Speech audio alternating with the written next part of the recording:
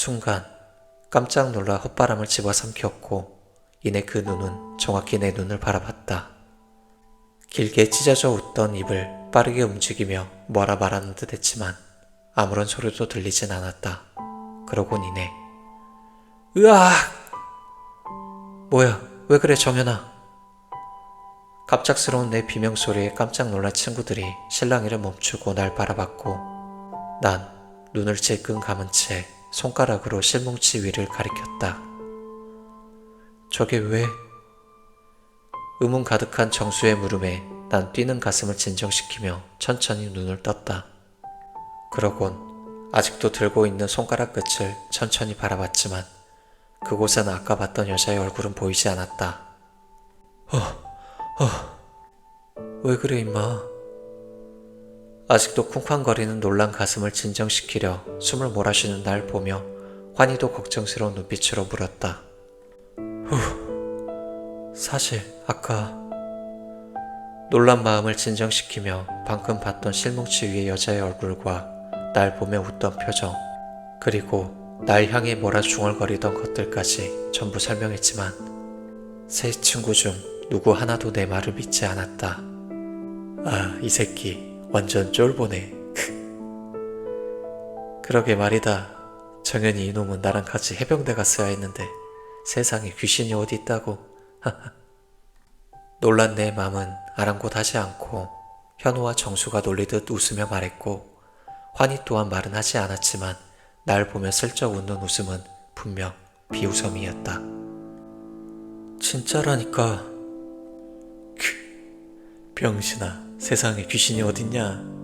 그것도 이런 산골짜기에 귀신은 무슨.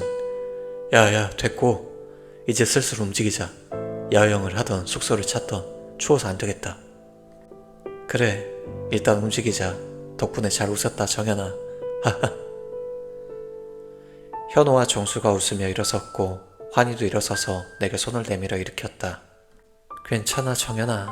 아직 귀신이 무섭고 그럴 수 있지 뭐. 네가 더 나빠 새끼야. 내가 잘못 본 것이리라. 친구들뿐 아니라 나도 그렇게 생각했다. 오늘 아침부터 지금까지 하루 종일 걷고 또 걸으며 몸도 마음도 힘들었으니 헛것을 본 것이다 생각했다. 우린 결국 좀 더 올라가 보기로 했다.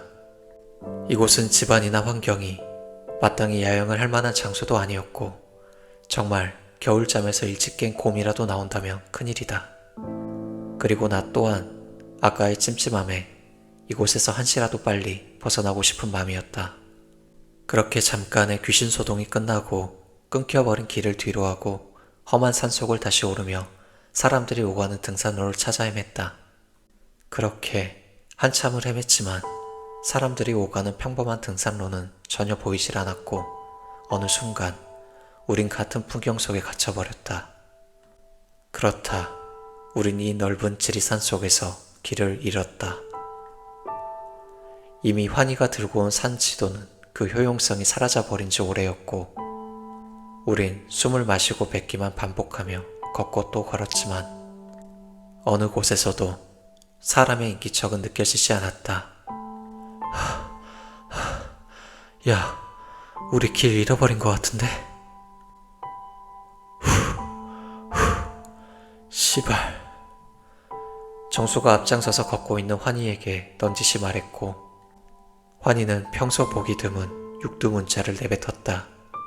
늘 침착하고 이성적인 놈이었는데 아무래도 자신의 고집으로 들어온 코스에서 길을 잃고 헤매게 된 것에 대해 친구들에게 미안한 마음이 컸을 것이다. 그나마 다행인 건 힘이 빠져서인지 이런 상황엔 늘 투덜대고 목소리를 높이던 현호가 거친 숨만 뱉으며 군말 없이 따라오고 있다는 것이다. 안 되겠다. 우리 근처에 야영을 꼭 찾자. 이대로는 텐트도 못 펼치고 다 쓰러지겠다. 이대로는 안 되겠다는 듯 정수가 제안했고 환희는 이미 효용성이 떨어져 버린 애꿎은 치도만 바라봤다. 그 순간 야, 저기 불빛! 가장 뒤에 처져서 걷던 현호가 기쁨에 찬 목소리로 소리쳤고 우린 그 말에 휙 고개를 돌려 현호가 가리킨 곳을 바라봤다. 정말 있었다.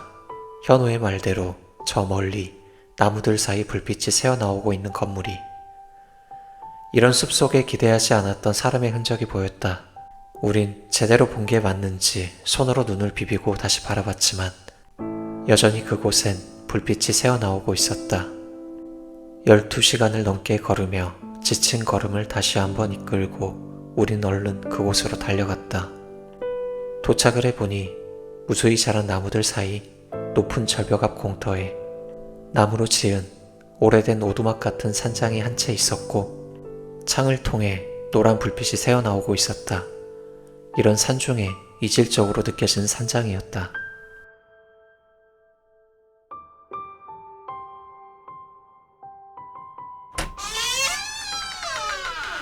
실례합니다. 계세요?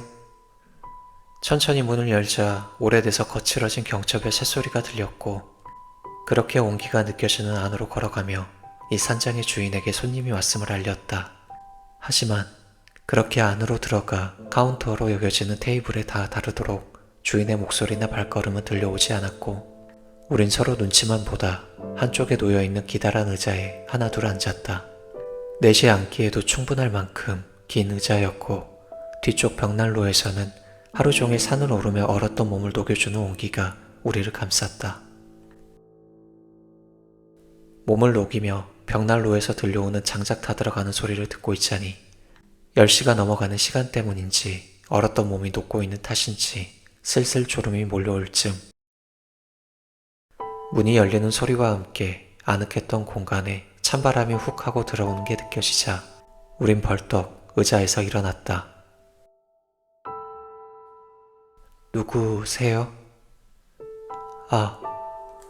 이곳의 주인으로 추정되는 여자가 두 손 한가득 쪼개진 장작을 들고 들어와 우리를 바라보며 물었다.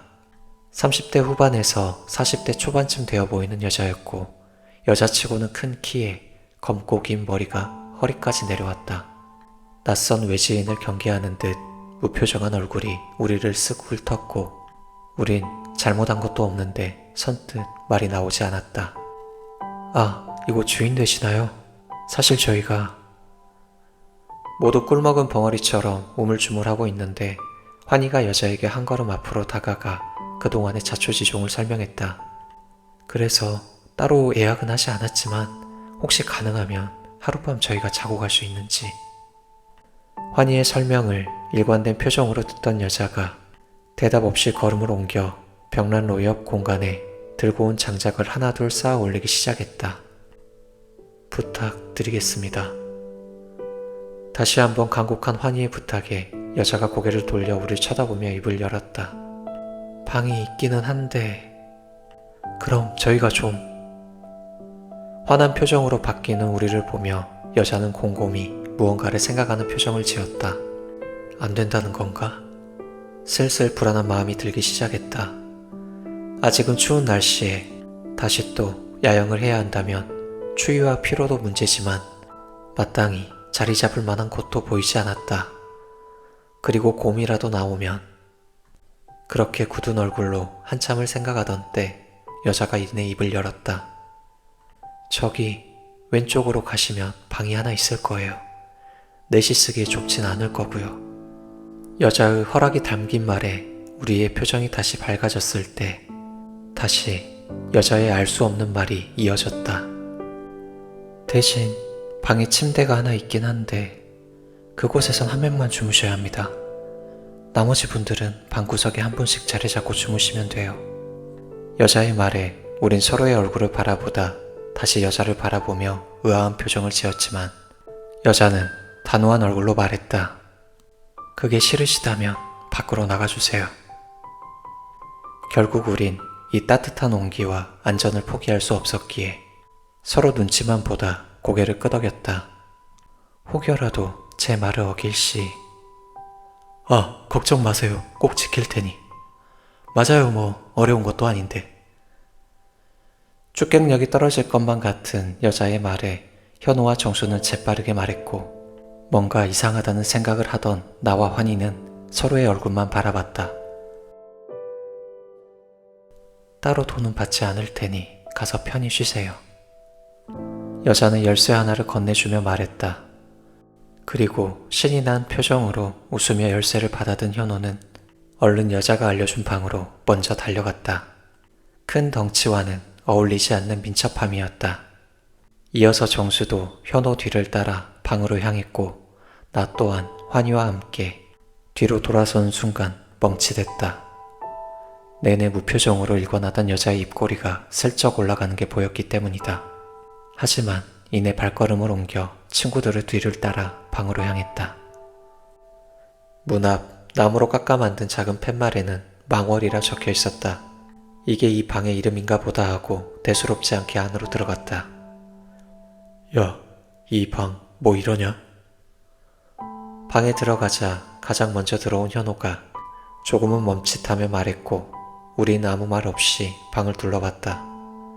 여자의 말처럼 방 한가운데 좋게 성인 남자 둘은 누울 수 있는 침대가 하나 있었고 침대 위엔 베개 2개와 이불이 곱게 개어 있었다. 그리고 그 외 주위엔 아무것도 없었다. 야, 인간적으로 방에 창문은 있어야 하지 않냐? 그러게, 진짜 아무것도 없네. 야, 여기 전등도 나갔나봐. 창문 하나 없는 탓에 달빛조차 들어오지 못하는 방을 밝히기 위해 방문 옆쪽에 위치한 스위치를 딸깍거리며 켜봤지만 천장에 매달린 전등은 아무런 반응도 하지 않고 고요했다. 어쩐지 공짜로 준다고 하더니 에휴, 전구 나간 것 같은데 새로 좀 달라고 해야 하는 거 아니야? 됐어. 어차피 무료로 쓰는 거고 하루 잠만 자고 나갈 거니까 번거롭게 해드리지 말자. 그래, 괜히 한마디 했다가 쫓겨나면 어쩌려고. 현호의 불평에 나와 정수는 긁어부스럼이 될까 하는 불안한 마음이 들어 말렸고 결국 우린 짐을 정리하고 빨리 잠을 자는 쪽을 선택했다. 그렇게 각자 가지고 온 옷을 꺼내어 간단하게 환복을 하고 랜턴을 하나 켠 채 방 가운데 위치한 침대 옆으로 모였다. 가위, 바위, 보. 아싸, 내가 첫 번째다. 난 그럼 먼저 잔다 친구들. 쿵. 육중한 현호의 몸이 저항 없이 침대 위로 쿵 하고 떨어졌고 우린 그런 현호를 뒤로하고 각자 방구석 하나씩을 차지했다. 우린 가운데 있는 침대를 누가 차지하고 자냐에 대해 상의했고 모두 종일 산을 오른 탓에 몸도 마음도 피곤했기에 내일 아침까지 2시간씩 돌아가며 침대에 눕기로 했다. 현호, 정수, 나, 환희 순서였다. 핸드폰으로 알람을 맞춰놓고 2시간 후에 현호가 정수를 깨울 것이고 그 다음은 나, 그리고 환희다. 침대도 넓은데 왜 한 명만 자라는 거야? 이해가 안 되네 정말. 한쪽 구석에 누운 정수가 불만스러운 말을 뱉었다. 주인이 그렇게 하라는데 어쩌겠어. 안 그럼 나가라는데 하라는 대로 해야지. 그만 생각하고 너도 얼른 자. 내일 또 산 타려면. 그래, 이외 어쨌든 저 여자 아니었으면 우리 밖에서 덜덜 떨면서 자야 돼. 몇 시간만 지나면 해 뜨니까 눈 좀 붙이자. 나와 환희가 정수의 불만을 달래주며 잠을 청했고 피곤한 탓인지 이미 잠이 든 현호의 코 고는 소리가 방 안을 울렸다. 그 뒤로도 정수의 궁시렁거리는 소리가 들렸지만 피곤했던 난 더 이상 아무런 대꾸도 하지 않고 방 한구석에서 스르르 잠이 들었다.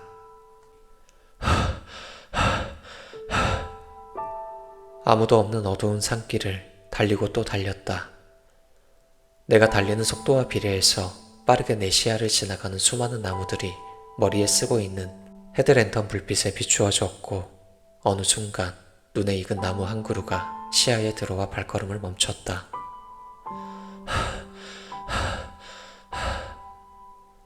저건... 가쁜 숨을 고르며 나무를 올려다봤다. 을씨년스러운 분위기에 질서 없이 뻗은 나뭇가지들 사이로 빨간 실뭉치가 보였다. 두근거리는 마음으로 천천히 시선을 위로 더 올려봤지만 걱정했던 건 보이지 않았다. 혹여라도 저녁에 봤던 그 끔찍한 여자의 얼굴이 있지 않을까 했지만 다행히 그런 건 보이지 않았다. 휴 하고 안도의 한숨을 내쉬며 고개를 다시 아래로 숙이던 찰나 뭔가 이질적인 형상이 지나가는 시선에 스쳤다. 분명 보았다. 내려가는 고개와 시선 속에서 나무 옆에 서 있는 검은 형체가 떨리는 마음으로 허리를 펴 세우고 천천히 고개를 들어 방금 스쳤던 나무 기둥 옆으로 시선을 올렸다. 무섭지만 확인하고 싶었다. 내가 잘못 본 것이기를. 하지만 나의 바람과는 다르게 천천히 올린 시선 속에는 검은 형체가 나무 옆에 고개를 숙인 채 좋게 자신의 키만큼 긴 머리칼을 아래로 늘어뜨리며 서 있는 모습이 보였다. 그것을 본 순간 심장이 멎는 내려앉았다. 비명조차 나오질 않았고 내 의지와는 상관없이 그 여자에게서 시선이 떨어지지 않았다. 머릿속에선 당장 뛰어야 한다고 도망가야 한다고 소리치고 있었지만 손가락 하나 움직일 수 없었다. 살면서 한 번도 가위에 눌린 적은 없지만 만약 가위에 눌린다면 이런 느낌일까? 공포에 질린 채 눈조차 감지 못했고 굳어버린 몸을 움직이려 애쓰던 그때 내 시선에 강제로 들어와 있던 검은 형체에 숙였던 머리가 천천히 올라갔고 얼굴이 조금씩 보이기 시작했다. 초점 없이 공허한 눈, 그리고 초승달 모양으로 찢어진 빨간 입술. 분명 저녁에 본 나무 위에 그 여자 얼굴이었다. 이젠 식은땀까지 흐르며 온몸을 적셨다. 고요함 속에 나 혼자 내적 발버둥을 치며 안간힘을 쓰고 있던 그 순간 좋기 10걸음 이상 떨어져 있던 그 여자가 내게로 천천히 걸어오기 시작했다.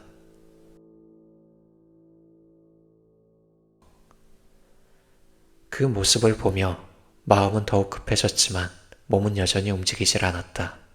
그저 강제로 그 모습을 두 눈으로 지켜볼 수밖에 없었다. 그렇게 어느새 눈앞에 다다른 여자의 모습은 더욱 끔찍했다. 덕지덕지 엉켜있는 머리칼 사이로 커다란 눈 속에 붓으로 찍어 놓은 듯한 텅 빈 눈동자가 내 눈을 바라보고 있었고 눈처럼 창백한 피부는 군데군데 찢겨진 채 허연 광대뼈와 징그러운 속살들이 보였다.